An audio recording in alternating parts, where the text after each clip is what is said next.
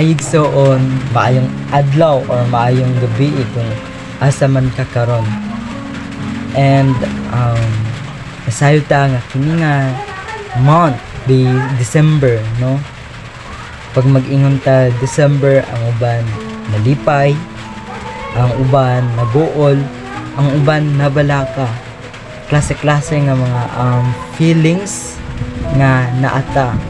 It because ang uban nalipay kay nakauban nila ang ilang tibuok nga pamilya, no? Ang uban naguulit because na sila sa abroad, then wala sila ka ulit. Ang uban nabalaka it because mag-inusara lang sila sa New Year mao na. And kung unsa or kung asa man kadira nga sitwasyon na gusto lang ta ka i-comfort, gusto lang tika i-comfort nga dili ka mag-inusara, no? Mo ni ang usahay nga maka hatag sa ato aw kanang interrupt sa kinabuhi or kanang kagul-anan. But kung atong i-encourage, no, ang kanunay nga magauban sa ato wala ta or dili ta mabalaka it because naasiya kanunay nato makauban. Wala lang nato na feel it because wala nato siya gidawat.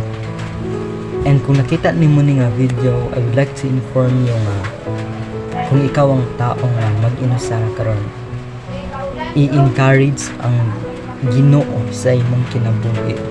I-encourage si Jesus nga maghari sa imong kinabuhi. I-encourage ang iyang kanang comfort, i-encourage ang iyang kanang hope, i-encourage siya tanang everything. It because kung naa siya sa imong kinabuhi, ang imong kinabuhi feeling kanang contented and feeling complete bisan sa unsa man nga situation, no? I-encourage ang Ginoo it because ang iyang kamaayo kanunay kanunay ang iyang kanang paghigugma sa imuha. Kung nakabati ka kanang fear na siya kanunay naminaw sa imuha. Kung ang feeling nimo ang Ginoo wala naminaw sa imuha, dili na mao because ang Ginoo always siya naminaw sa imuha. And mao lang ni ang imong buhaton, i-consider siya sa imong kinabuhi as your Lord and personal Savior, no? I-consider ang Ginoo sa imong kinabuhi it because siya lamang ang magahatag sa imuha o kanang happiness. Kung dili mahatag sa imong family or kung dili mahatag sa imong friends or sa mga kailan nimo nga tao, but through God, no, siya ang magahatag sa imuha o kanang fulfillment nga kalipay, no? Wala na kay kailangan nga pangitaon, no? Kung ang friends nimo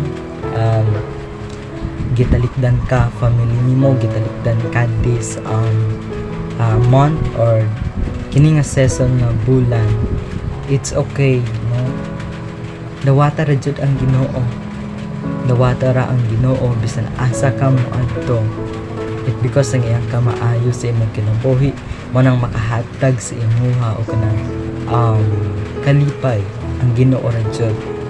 And I would like to encourage you nga kanunay nimo i-consider ang Ginoo sa imong kinabuhi. Sa mga difficulties nimo, i-consider siya. Sa mga kaluyahon, tanan-tanan, i-consider ang Ginoo. Kay siya na ang mag-work sa imong kinabuhi. You know? And ayaw kalimot og ampo, ayaw kalimot og pangayog pasalamat sa iyaha. It because nabuhi pa ka karon, no? Sa 2025 nabuhi pa ta it because nasayod ta nga kini nga bulan napasya ka ng purpose. Kanunay na ko ingon nganong nabuhi ta it because natay purpose sa kalibutan. Kung feel nimo nga wala kay purpose, dili na tinuod it because naay purpose and naatay value sa matag usa sa ato, no? Naatay value sa Ginoo.